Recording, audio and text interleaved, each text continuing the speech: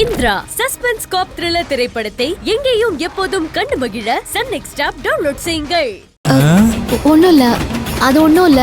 ராத்திரி நேரத்துல இவர் சிரிக்க ஆரம்பிச்சிட்டாருன்னா அவர் சிரிப்பை கண்ட்ரோலே பண்ண முடியாது.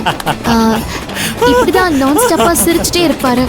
என்னங்க புது வியாதியா இருக்கு? அதானே, நர்ஸா இருக்கிற நானே இப்படிப்பட்ட ஒரு வியாதியை கேள்விப்பட்டதே இல்லையே. எப்படியோ வாய் விட்டு சிரிச்சா நோய் விட்டு போகும்னு சொல்லுவாங்க. எப்பவும் இப்படியே சிரிச்சுக்கிட்டு சந்தோஷமா இருங்க. காளிங்கராயர் வீட்டு ஃபங்க்ஷன்ல உங்களுக்கு லட்டு கன்ஃபார்ம். அப்படியா?